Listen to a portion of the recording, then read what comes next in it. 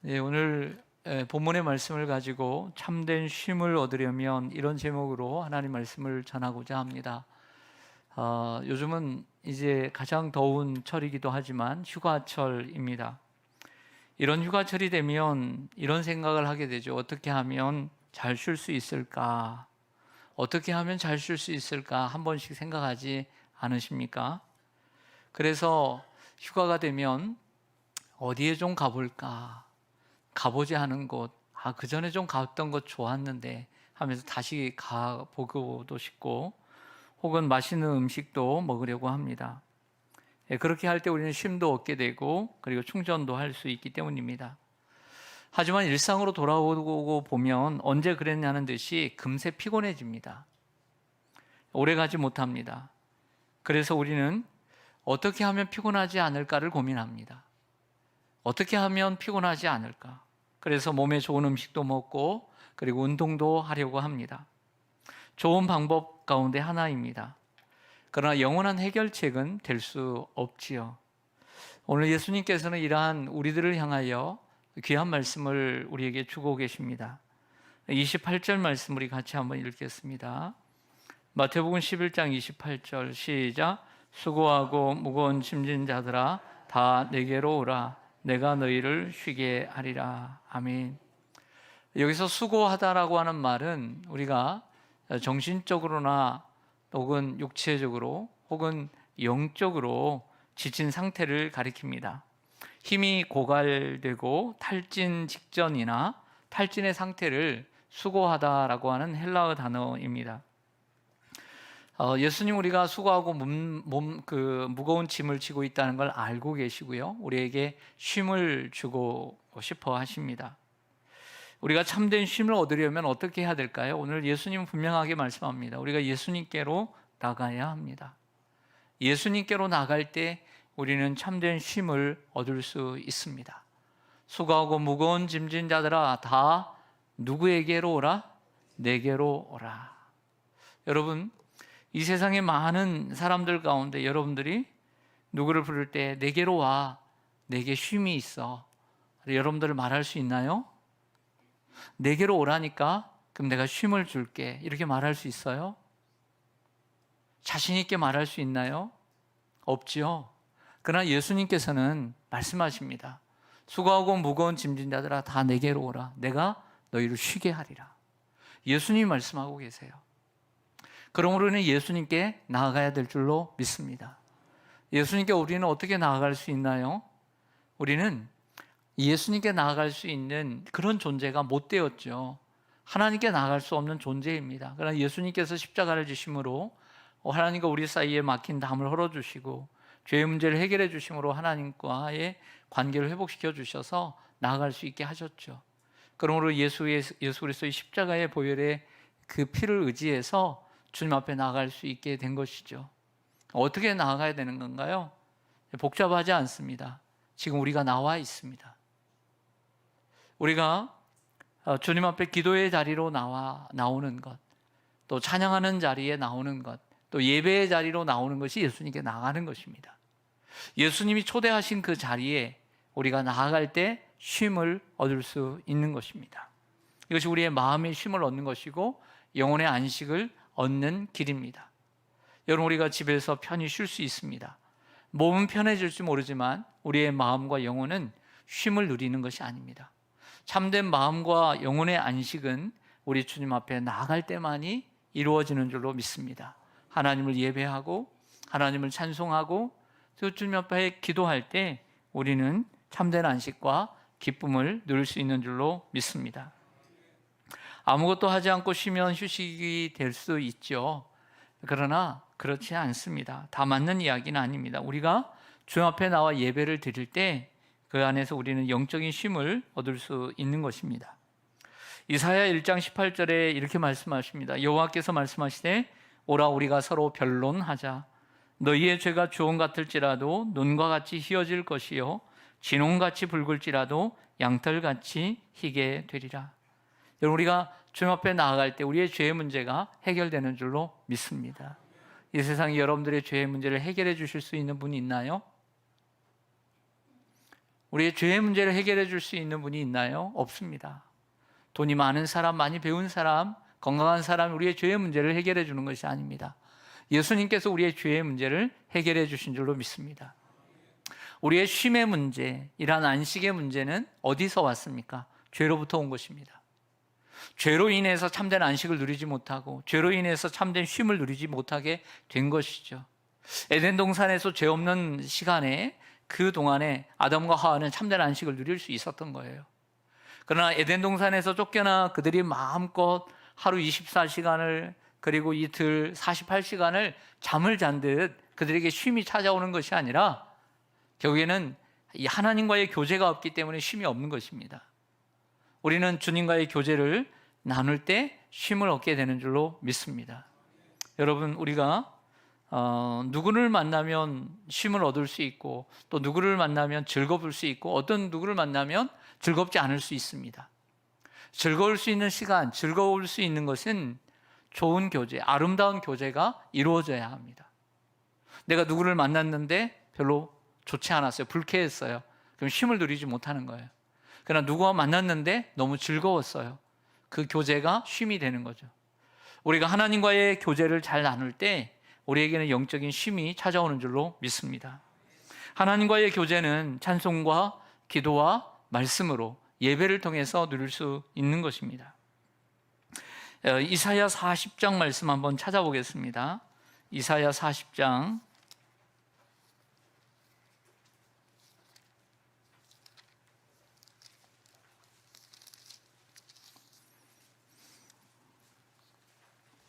구약성경 이사야 40장 27절부터 31절인데요. 1016쪽입니다. 1016쪽. 제가 읽겠습니다. 이사야 40장 27절. 야곱아 어찌하여 내가 말하며 이스라엘아 내가 이르기를 내 길은 여호와께 숨겨졌으며 내 송사는 내 하나님에게서 벗어난다 하느냐. 너는 알지 못하였느냐 듣지 못하였느냐. 영원하신 하나님 여호와 땅끝까지 창조하신 이는 피곤하지 않으시며 곤비하지 않으시며 명철이 한이 없으시며 같이 읽습니다. 시작. 피곤한 자에게는 능력을 주시며 무능한 자에게는 힘을 더하시나니 소년이라도 피곤하며 곤비하며 장정이라도 넘어지며 쓰러지되 오직 여호와를 앙망하는 자는 새 힘을 얻으리니 독수리가 날개치며 올라감 같을 것이요 다른 박질나여도 곤비하지 아니하겠고 걸어가도 피곤하지 아니하리로다. 아멘. 여기에 보면 영원하신 하나님, 땅끝까지 창조하신 하나님은 피곤하지 않으시며 그리고 피곤한 자에게 능력을 주시며 무능한 자에게 힘을 더하신다고 했습니다. 우리 여러분, 우리가 왜 쉼을 찾으려고 할까요? 피곤하기 때문입니다. 그래서 우리는 어떻게 하면 피곤하지 않을까를 찾는 거죠. 그러나 피곤한 자에게 능력을 주시는 하나님, 우리가 그분 앞에 나아갈 때 그분과 교제를 나누고 그분을 찬양하고 그분을 예배할 때 그분의 말씀을 들을 때 우리는 새 힘을 얻게 되는 줄로 믿습니다. 그리고 오직 여호와를 앙망하는 자는 새 힘을 얻으리니 라고 말씀하고 있습니다. 실질적으로 우리가 사실 참된 쉼이 없고 피곤한 것은 하나님과의 교제가 잘못되어 있기 때문에 그런 거예요. 그래서 다른 데서 문제를 찾으려고 하지 말고 하나님과의 관계 속에서 우리가 문제를 찾아 나가야 합니다. 사랑하는 성도 여러분, 수고하고 무거운 짐진 자들아 다 내게로 오라고 했습니다. 우리가 예수님께 나아가서 예수님과 교제를 나누면서 우리가 그 안에서 참된 쉼을 얻기를 간절히 소망합니다. 그래서 여러분들은 오늘 잘 오신 거예요? 못 오신 거예요? 잘 오신 거예요, 여러분. 참된 쉼이 있는 곳으로 오신 거예요. 시편 68편 19절 보시면 날마다 우리 짐을 지시는 주 곧 우리의 구원이신 하나님을 찬송할지로다. 수고하고 무거운 짐진 자들아 그랬어요. 우리는 다 짐을 지고 갑니다. 그러나 날마다 우리의 짐을 지시는 주 그분을 찬송하리로다 라고 얘기를 하고 있습니다. 우리 주님 우리의 짐을 날마다 지고 계십니다. 이 사실을 믿고 우리가 그 주님께 우리의 짐을 맡겨드리고 또 그분과 함께 우리가 살아갈 때 참된 쉼을 얻게 되는 줄로 믿습니다. 우리의 짐을 어떻게 맡길 수 있나요? 성경은 우리에게 그 방법을 정확하게, 분명하게, 확실하게 우리에게 보여주고 있죠. 기도입니다. 너희의 짐을, 너희의 염려를 다 주께 맡기라. 기도로 우리가 우리의 짐을 맡겨야 될 줄로 믿습니다. 아프면 아프다고, 힘들면 힘들다고, 피곤하면 피곤한다고, 그리고 내가 외로우면 외롭다고, 고통스러우면 고통스럽다고, 낙심이 되면 낙심스럽다고 내가 하나님 앞에 그대로 고하면 되는 것입니다. 주님 우리를 다 받아주십니다. 수고하고 무거운 짐진 자들아 다 내게로 오라 그랬어요. 다라고 하는 단어, 누구는 되고 누구는 안 되는 것이 아니라 모든 사람 누구나 주님께서 짐을 져주시고 쉼을 주시는 줄로 믿습니다. 두 번째로 우리가 참된 쉼을 얻으려면 예수님께 가서 배워야 합니다. 오늘 말씀 29절을 같이 한번 보겠습니다. 마태복음 11장 29절 같이 읽습니다. 시작. 나는 마음이 온유하고 겸손하니 나의 멍에를 메고 내게 배우라. 그리하면 너희 마음이 쉼을 얻으리니. 아멘. 앞에 부분들이 많이 있습니다. 나는 마음이 온유하고 겸손하니 나의 멍에를 메고 내게 배우라. 결과적으로는 그래야 하면 너희 마음이 쉼을 얻으리니. 결과적으로는 내게 배우라는 거예요. 내게 배울 때, 예수님께 배울 때 우리는 쉼을 얻게 되는 줄로 믿습니다. 여러분, 사람들은 나 공부 못하는데요, 이 나이에 뭘 배워요? 아니에요. 우리 그리스도인은 예수를 알고 예수를 배울 때 더 쉼을 얻을 수 있는 거예요. 예수님은 자신의 멍에를 메고 배우라고 했습니다. 여러분들 멍에 아시죠? 이렇게 우리 학생들 멍에 알죠? 멍에. 멍에는 주인이 그 짐승에게 어떤 일을 시키기 위해서 이 일을 시키려고 할 때 짐을, 그 멍에를 씌웁니다. 평상시에는 멍에를 씌우지 않아요. 그러다가 어떤 짐을 나르려고 할 때, 멍에를 씌우고 줄을 이어서 구름말을 옮긴다든지, 아니면 밭에 가서, 논에 가서 이 쟁기질을 하도록 시키기 위해서 그 주인이 뭔가를 일을 시킬 때 멍에를 메우는 거예요. 그 주인의 명령을 따르도록 돕는 장치가 멍에인 거예요. 그래서 이 멍에는 순종과 섬김을 의미합니다. 우리가 주님의 멍에를 메고 순종하고, 그리고 주님의 멍에를 메고 섬기는 것이 쉼을 얻는 길임을 우리에게 가르쳐주고 있는 것이죠. 예수님은 온유하고 겸손하셔서 우리에게 멍에를 지우시되 무거운 멍에를 지우지 않으십니다.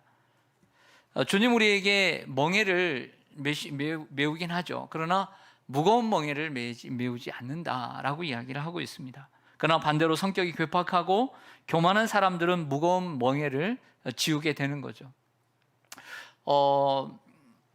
이스라엘의 역사 가운데 왕이 생겼습니다. 그 왕이, 첫째 왕이 사울이고, 둘째 왕이 다윗이고, 셋째 왕이 지혜 왕인 솔로몬이죠. 근데 이때는 이스라엘이라는 나라가 조그만한데 나눠지질 않았어요. 그래서 통일 왕국 시대다 이렇게 얘기를 하죠. 근데 솔로몬이 이제 죽게 되었습니다. 솔로몬이 죽고 난 다음에 그의 아들인 르호보암이 왕이 되었는데요, 그 르호보암이 왕이 되었을 때에 사람들이 이런 요청을 해요.